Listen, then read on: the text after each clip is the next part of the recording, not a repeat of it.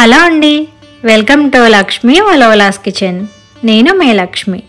ముందుగా మీ అందరికీ కూడా త్వరలో రాబోతున్న దేవీ నవరాత్రుల శుభాకాంక్షలు అండి. అండ్ నవరాత్రుల్లో కూడా ప్రతిరోజు అమ్మవారు ఏ అవతారం ఉంటే ఆ అవతారానికి అలాగే దానికి తగ్గ ప్రసాదం చేసి అయితే నివేదిస్తాం కదా. సో ఒక్కొక్క రోజు ఒక్కొక్క అవతారానికి ఒక్కొక్క ప్రసాదం ఉంటుంది. అలానే ఫస్ట్ వచ్చేసి స్వర్ణ కవచలాంకుత దుర్గాదేవికి కట్టె పొంగల్ ప్రసాదంగా చేసి పెడుతూ ఉంటారు కదా.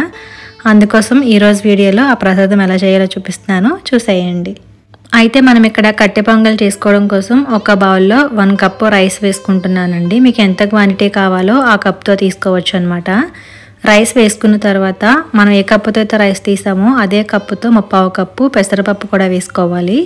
సో ఇవి రెండు కూడా కలుపుకొని వాటర్ వేసి వీటిని శుభ్రంగా ఒక 2-3 సార్లు బాగా వాష్ చేసేసుకోవాలి. అలా వాష్ చేసుకున్న తర్వాత ఇందులో కొద్దిగా వాటర్ వేసుకుని ఒక అరగంట పాటు నానబెట్టి పక్కన పెట్టేసుకోవాలి. అరగంట తర్వాత స్టవ్ పై కుక్కర్ పెట్టుకుని మనం బియ్యం తీసుకున్న కప్పుతోనే 6 కప్పులు వాటర్ యాడ్ చేసుకోవాలి.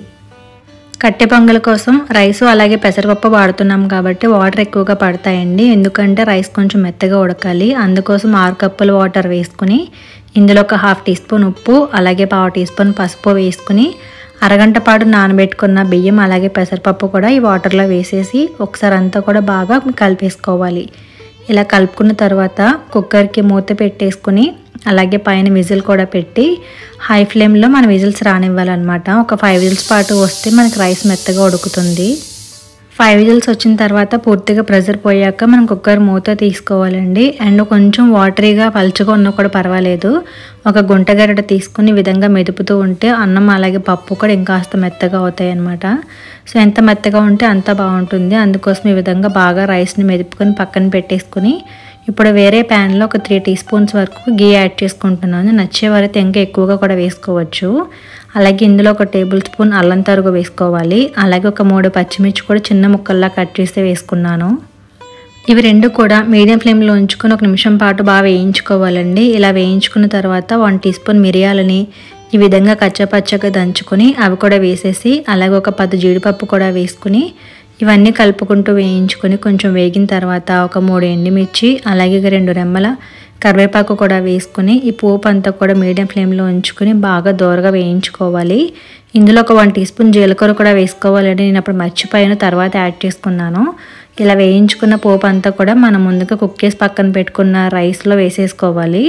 అండ్ రైస్ కొంచెం పలుచగా ఉంది కాబట్టి మళ్ళీ మనం స్టవ్ ఆన్ చేసుకుని మీడియం ఫ్లేమ్లో ఉంచుకోవాలి. రైస్ పలుచగా లేకపోయినా గట్టిగా ఉన్నా కూడా కొద్దిగా వాటర్ యాడ్ చేసుకోండి. ఈ పోపు వేసుకున్న తర్వాత మీడియం ఫ్లేమ్లో ఉంచి ఒక 3 మినిట్స్ పాటు కుక్ చేసుకుంటే ఈ విధంగా దగ్గరకు అవుతుంది. పోపు కలుపుకున్న తర్వాత మీడియం ఫ్లేమ్లో ఉంచి మూత పెట్టుకుని ఉడికించుకోవాలండి. ఈ విధంగా దగ్గర పడిన తర్వాత మనకి కొంచెం పలుచగా ఉన్నప్పుడు స్టవ్ ఆఫ్ చేసేసుకోవాలి. ఎందుకంటే చల్లారేపాటికి ఇంకా ముద్దగా అయిపోతుంది అనమాట. ఇలా స్టవ్ ఆఫ్ చేసేసుకుంటే మనకి కట్టె పొంగల్ ప్రసాదం రెడీ అయిపోయినట్టే. సో చక్కగా అమ్మవారికి ఇది నైవేద్యంగా చేసి పెట్టేయచ్చు అనమాట. మరి ఈ నవరాత్రుల్లో మీరు కూడా ఈ ప్రసాదాన్ని ట్రై చేస్తారనేది కామెంట్ చేయండి. అండ్ చేసిన తర్వాత ఎలా వచ్చిందో కూడా చెప్పడం మర్చిపోకండి. అలాగే వీడియో నచ్చితే లైక్ చేసి మీ ఫ్రెండ్స్కి కూడా షేర్ చేయండి. ఫస్ట్ టైం చూస్తున్న వారు తప్పకుండా నా ఛానల్ని సబ్స్క్రైబ్ చేసి నాకు సపోర్ట్ చేయండి. Thank you for watching.